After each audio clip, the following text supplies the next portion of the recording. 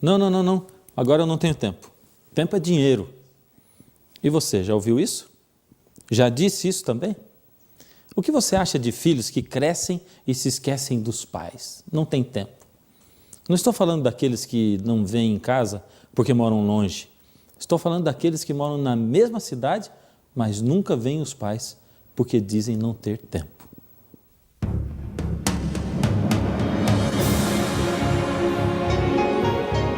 Ele permaneceu através dos tempos. O livro de Deus, a Bíblia. Indispensável em nosso mundo complexo. Está escrito, transmitindo esperança ao redor do mundo. Apresentado por Fernando Iglesias.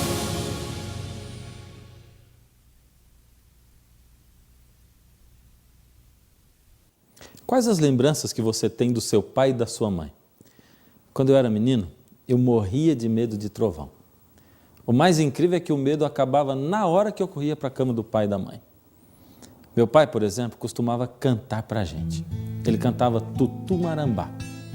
A voz dele, grave, afinada, envolvia a gente de um jeito que não dá nem para explicar. A única coisa que eu posso explicar é que quando eu acordava, eu já estava de volta na minha cama. Tutu Marambá, não venha mais cá, que o pai do menino te manda pegar. Há uns anos atrás, eu fui passar uns dias de férias na casa dos meus pais. Meu pai sempre foi muito cantarolante. Desculpe por inventar essa palavra, mas é que ele vive assobiando pela casa, cantando. Naquele dia, eu ouvi meu pai cantando bem baixinho.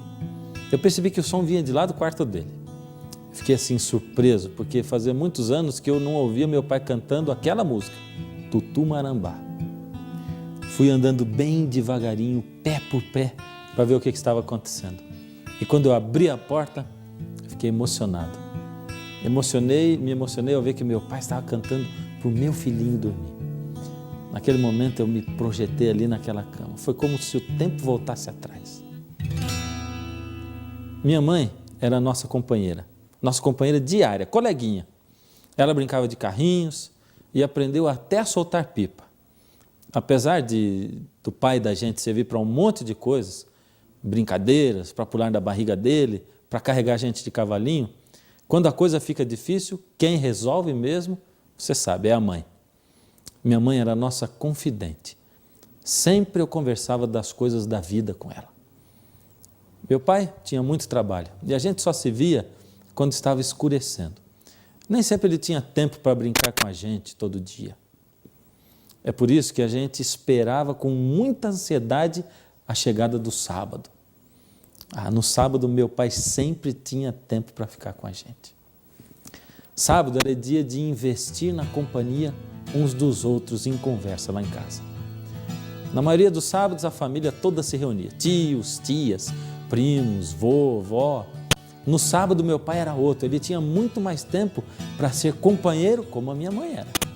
Era até engraçado como o sábado parecia ter mais horas do que os outros dias da semana. Existem muitos filhos de Deus que nunca têm tempo para o Pai, para Deus. Ele sabia disso desde a criação. Sabia que muitos filhos dele se esqueceriam de estar um tempo com ele. Deus se preocupou com isso desde o princípio, desde a criação. Preste atenção na cena da criação. Jesus havia acabado de criar o planeta e ele então plantou um jardim, uma casa especial para receber os seus filhos que ainda iriam nascer. E então só depois de estar tudo prontinho é que ele criou o homem e a mulher. Era o 6º dia da criação. Tudo que Jesus havia planejado era para os seus filhos. Se você existe nesse mundo, é porque Jesus desejou a sua companhia. Jesus também sonhou com a sua vida. Ele planejou o surgimento seu nesse mundo. Jesus suspirou por você. Você vê que eu estou alternando o nome de Deus e Jesus, porque a Bíblia declara que o Deus Criador do Gênesis era o próprio Jesus, como está escrito em João capítulo 1, do verso 1 até o 3. No princípio era o Verbo, Jesus, e o Verbo estava com Deus e o Verbo, Jesus, era Deus. Todas as coisas foram feitas por Ele e sem Ele, nada do que foi feito se fez. Só que os primeiros seres criados não nasceram nesse mundo como crianças. Eles foram criados adultos, já nasceram falando. Imagine o tanto de coisas que os dois tinham para conversar com Jesus, quantas perguntas a serem feitas e respondidas. Tudo era diferente, tudo era novo, tudo era muito curioso. Quanto tempo será que Deus, o Pai, dedicava aos dois filhos? A Bíblia diz quanto tempo. Em Gênesis 3:8 diz o seguinte: quando ouviram a voz do Senhor Deus que andava no jardim pela viração do dia. A cada dia, quando o sol se escondia lá no horizonte, o Criador se encontrava com os seus filhos. Eles passavam o dia todo sozinhos, descobrindo sozinhos a vida. Então, de tarde, o Senhor aparecia. Mas para Jesus, esse tempo ainda era pouco. Ele queria mais.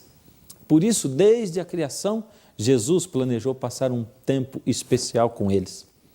Veja só, veja comigo aqui em Gênesis, capítulo 2, verso 2. Gênesis 2, 2. E havendo Deus terminado no dia 7º a sua obra que fizera, descansou nesse dia de toda a sua obra que tinha feito. A Bíblia declara que o Senhor criou tudo em 6 dias e que ao 7º dia Ele descansou. Deus descansou, mas Deus se cansa? A Bíblia diz que não. Em Isaías 40, 28, a gente lê o seguinte: não sabeis, não ouvistes, que o eterno Deus, o Senhor, o Criador, não se cansa, nem se fadiga? Deus não estava cansado, mas Ele descansou da sua obra no 7º dia, porque como um pai que ama os seus filhos, Ele desejava passar tempo com os filhos e também porque Ele sabia que futuramente o homem precisaria de descanso. Deus queria gastar tempo com eles. Sabe por que tempo? Porque o tempo é a essência da vida. Na verdade, o tempo é a própria vida. Quer dizer ao seu filho de 4 anos que você o ama? Então dedique tempo a ele. Ao invés de dizer, olha, o papai te ama, viu? Prove que o ama. Jogue bola com ele, brinque de carrinho com ele. Você quer dizer para sua esposa que você ama? Dedique tempo a ela. Só vocês dois. Passeiem juntos, caminhem juntos. Tenha tempo para ouvir as coisas que são importantes para ela. Ninguém consegue entender uma declaração de amor de alguém que passa tanto tempo fora que quase se torna desconhecido. Jesus, o Deus Criador, escolheu dedicar a coisa mais importante do mundo a nós, os seus filhos: tempo. A cada dia, quando o sol se escondia, Deus se encontrava com os seus filhos. Eles passavam o dia todo sozinhos, descobrindo a vida, e só à tarde o Senhor aparecia. Mas quando chegava o sábado, o 7º dia da semana, aquele dia era especial. Naquele dia, eles não estavam com Deus só de tardezinha. O sábado era o dia inteiro para estar com Jesus, para rir com Ele, brincar com Ele, conversar com Ele. Sábado era o dia especial de aprender de Deus. Lá na minha casa, o sábado também era dia de ir à igreja. E minha mãe sempre deixava a melhor roupinha preparada desde a sexta-feira. Sábado também era dia de levar roupas, alimentos para os mais pobres que nós. Sábado era dia de ficar com os meus pais, com o próximo e com Deus. Mas por que tudo isso no sábado? A filosofia dos meus pais era a seguinte: se Deus, o Criador do universo, marca um encontro conosco no dia de sábado, como nós, os seus filhos, suas criaturas, poderíamos faltar a esse encontro com Deus? Não existe nesse mundo alguém mais interessado em nós do que Jesus. Ele sabia que o pecado entraria nesse mundo e que as pessoas se tornariam más umas com as outras. Sabia que elas iriam se esquecer de Deus completamente. Jesus amava tanto os seus filhos que não queria que eles sofressem. E se nós não tivéssemos escolhido nos afastar de Deus, não haveria sofrimento. Jesus sabia que os homens iriam maltratar uns aos outros e queriam escravizar uns aos outros também. Ele também sabia que se esqueceriam do sábado como dia de descanso. Por isso, Jesus confirmou o sábado em sua lei dada para Moisés lá no Sinai. Você já percebeu como é o texto todo do 4º mandamento? Êxodo 23, 12 diz: 6 dias farás a tua obra, mas ao 7º dia descansarás, para que descanse o teu boi e o teu jumento, e para que tome alento o filho da tua serva e o forasteiro. Percebeu como Jesus protege os servos, os escravos e até os animais com o sábado? Quando Jesus criou o sábado, Ele queria que esse fosse um dia para proteger os desprotegidos. O tempo foi passando e as pessoas se afastando cada vez mais de Deus. Até o povo de Israel, que se dizia povo de Deus, depois de passar 400 anos no Egito, se misturou com o povo egípcio e tomou os costumes deles, os deuses deles para si. Eles deixaram tudo o que haviam aprendido. Chegaram a ponto de se tornarem escravos e perderam a sua liberdade. Alguns daquele povo que permaneceram fiéis se lembraram de Deus e clamaram a Deus. Então Deus enviou a Moisés para tirar o povo do Egito. Finalmente Deus anunciou ao povo que naquela noite haveria libertação. Deus iria realizar um ato de libertação maravilhoso. Então Deus, aproveita para lembrar ao povo de que a libertação final do ser humano de seus pecados seria através da cruz de Jesus, que Jesus iria ainda nascer no mundo e que iria ainda morrer por toda a humanidade. Então Deus apresenta mais um motivo para que guardássemos o sábado. Deuteronômio 5,15 diz: porque te lembrarás que foste servo na terra do Egito, e que o Senhor teu Deus te tirou dali com mão poderosa e braço estendido, pelo que o Senhor teu Deus te ordenou que guardasses o dia de sábado. Em cada sábado, Israel deveria se lembrar que o seu Deus é um Deus libertador. O sábado teria um significado de libertação. Libertação em 3 dimensões. Primeiro, o sábado significava libertação no passado. Era o livramento na época da libertação do Egito, a Páscoa da qual acabamos de falar agora. Segundo, o sábado significa libertação no presente. É o livramento das nossas cargas de cada semana, o alívio do estresse, que deveria acontecer sempre no 7º dia de cada semana. E em terceiro, o sábado significa libertação no futuro. Seria o livramento que o Cordeiro de Deus iria proporcionar na sua morte lá na cruz e que vai proporcionar ainda por ocasião da sua segunda vinda. Cristo traria libertação ao vir à terra. Talvez alguém possa estar pensando assim: esse programa de hoje é legalista. Eles estão querendo ensinar salvação pelas obras, por guardar a lei, por guardar o sábado. Mas eu não estou dizendo que você tem que guardar o sábado para se salvar. Todos os legalistas se escondem atrás de boas intenções. Durante muito tempo, os judeus não haviam guardado o sábado. Agora, começaram a guardar, mas de maneira errada. Começaram a perder o objetivo do sábado. O sábado, que havia sido criado para a nossa libertação, começou a virar um martírio, uma prisão para aquelas pessoas. Inventaram tantas regras que eles se esqueceram do verdadeiro significado do sábado. Diziam que curar ou ajudar alguém, um doente, no sábado, era pecado.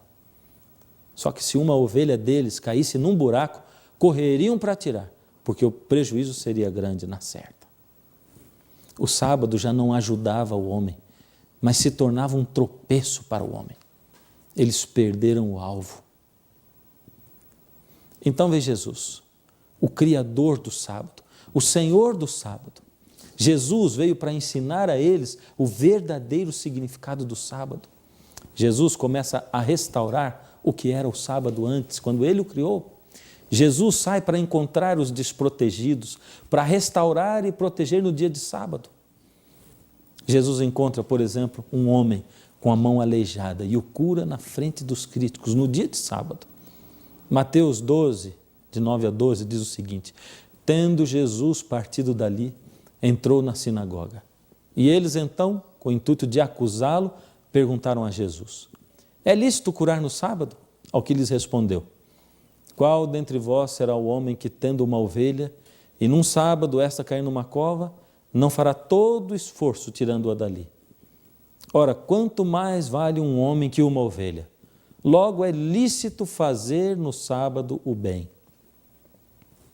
O texto diz que este homem estava ali e que os sacerdotes estavam prestando atenção para ver se ele curava no sábado.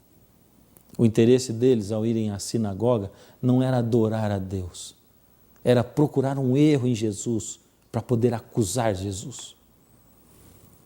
Os acusadores levantam logo a questão: é lícito curar no sábado? Jesus responde, falando através de expressar um princípio.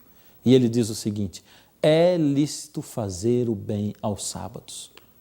Não é lícito, mas é dever fazer o bem no sábado. Jesus continua o seu ministério restaurando o sábado. Ele usa o sábado para libertar o cativo. Veja só que palavras Jesus usa quando ele encontra uma mulher que há muitos anos estava escravizada por uma doença. Isso está em Lucas, no capítulo 13, do verso 10 ao 17. Ora, ensinava Jesus no sábado numa das sinagogas. E veio ali uma mulher possessa de um espírito de enfermidade. Já por 18 anos andava ela encurvada, sem de modo algum poder endireitar-se. Vendo-a Jesus, chamou-a e disse-lhe: mulher, estás livre da tua enfermidade. E impondo-lhe as mãos, ela imediatamente se endireitou e dava glória a Deus. O chefe da sinagoga, indignado de ver que Jesus curava no sábado, disse à multidão: 6 dias há em que se deve trabalhar. Vinde, pois, nesses dias para serdes curados, e não no sábado.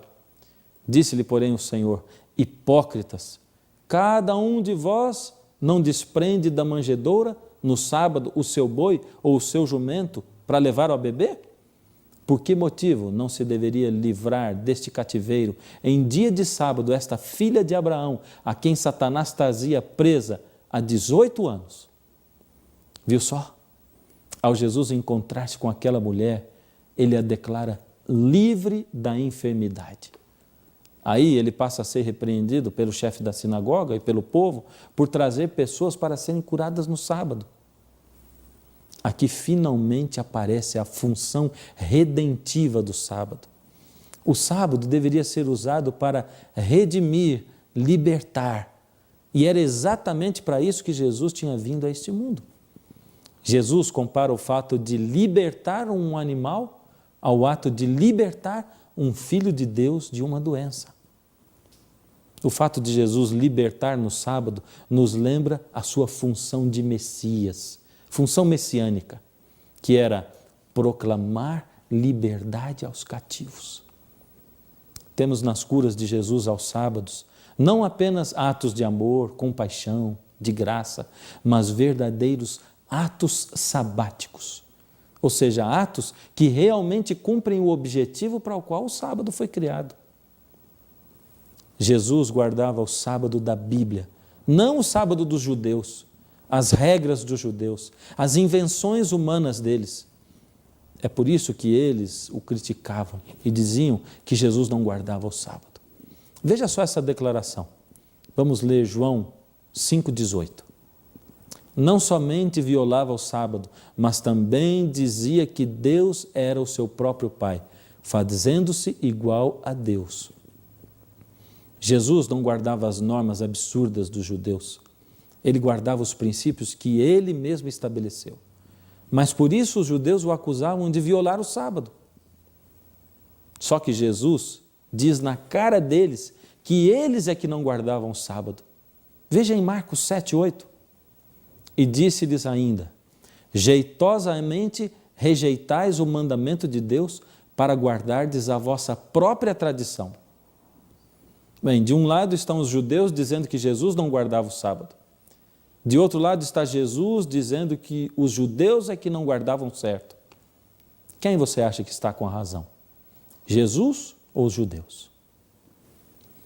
Por favor, quem sabe você pegou essa série pela metade, ou quem sabe pegou até o programa pela metade. Então não fique aí pensando que eu sou legalista, que guardo o sábado para me salvar. Não, eu sei quem é o meu Deus.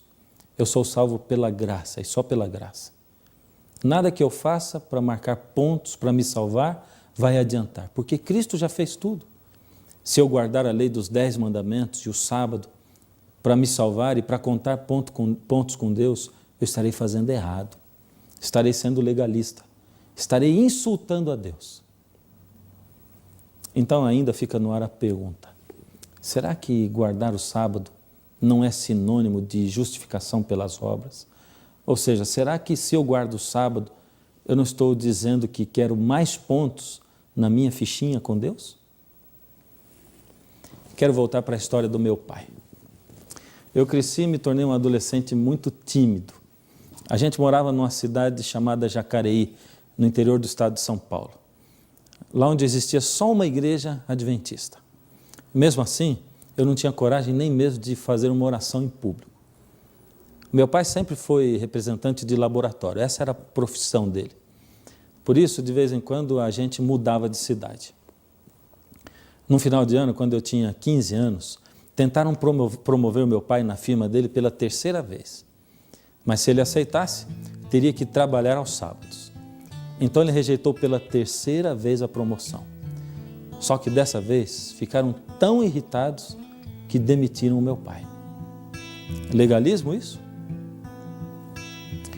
Meu pai tinha uma filosofia. Se Deus me convida para estar com Ele, não sou eu quem vou faltar ao encontro.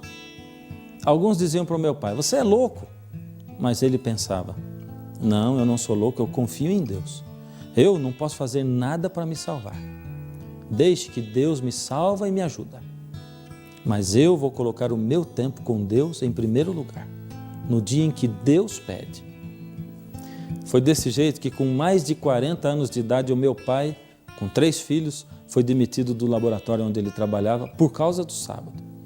O mais interessante é que dali a apenas um mês, meu pai já estava empregado em outro laboratório, tão bom quanto o anterior, mas ganhando muito melhor do que ele ganhava antes. Por causa disso, nós tivemos que nos mudar de novo para outra cidade, para Sorocaba, também no interior de São Paulo. Eu tinha 15 anos de idade. Assim que eu cheguei à nova igreja, eles me convidaram para participar com eles das atividades. A igreja era cheia de jovens da minha idade. Eu não tinha coragem de dizer que eu tinha vergonha. Assim, quando eles me chamavam para fazer alguma coisa, eu sempre aceitava. Foi assim que a minha inibição foi desaparecendo. Em Sorocaba eu encontrei a minha namorada, que hoje é minha esposa. Meu irmão se casou com a irmã dela. Lá na cidade de Sorocaba, depois de tanto participar na igreja, eu me senti chamado por Deus para cursar o seminário de teologia. E foi de Sorocaba que eu saí para fazer 4 anos de seminário. Meu pai se aposentou naquela mesma firma e trabalhou até os 70 anos de idade, sempre admirado pelos colegas e pelos médicos com quem ele trabalhava. A decisão do meu pai de permanecer fiel a Deus mudou a nossa vida para melhor. Ao invés de o sábado ser um sinal de salvação pelas próprias obras, é exatamente o contrário. O sábado é o maior sinal de justificação pela fé. É o dia em que eu paro tudo e confio em Deus. Meu pai confiou totalmente em Deus. Meu pai não fez nada para ganhar o seu sustento e deixou tudo nas mãos de Deus. Enquanto pessoas o chamavam de louco ou de vagabundo, ele simplesmente olhou para Deus e disse, Senhor, até aqui eu pude fazer, mas de agora em diante é o Senhor quem deve fazer por mim. Desde o princípio, a coisa que Deus, o nosso Pai, mais queria era passar um tempo conosco. Ele sabia que a nossa vida aqui nessa terra iria ser bem curta e Ele queria aproveitar passando o maior tempo com você e comigo. Deus convida você hoje para um descanso, um dia, 24 horas de descanso ao lado dEle, sob a proteção dEle, sob as bênçãos dEle. O que você diz?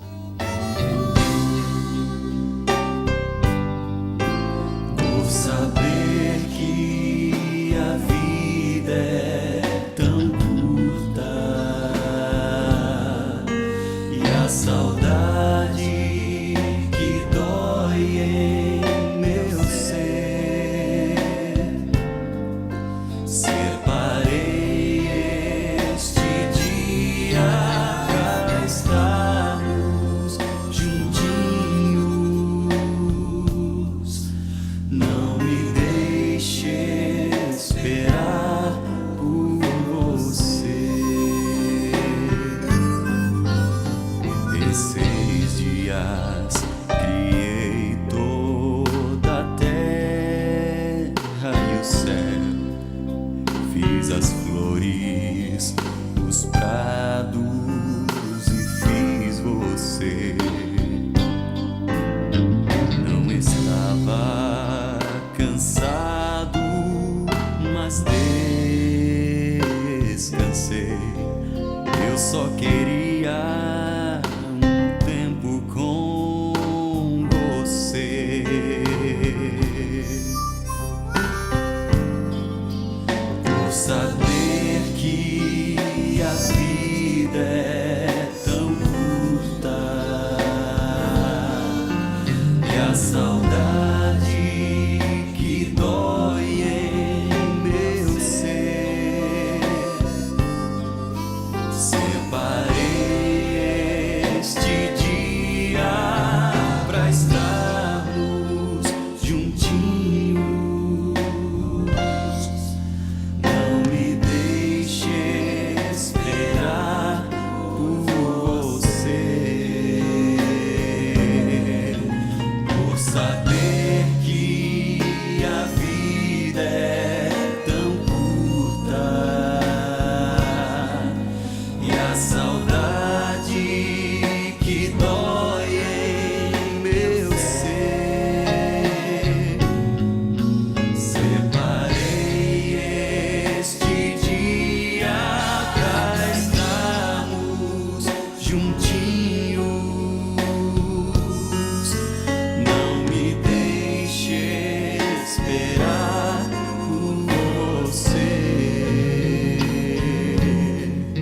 Não me deixe esperar por você.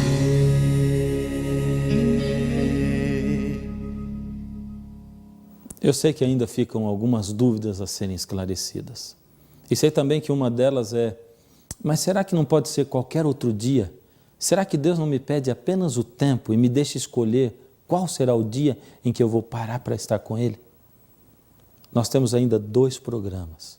Você é nosso convidado especial. Por hoje, eu gostaria de orar com você. Uma oração especial. Uma oração de descanso no Senhor. Incline a sua fronte para nós orarmos.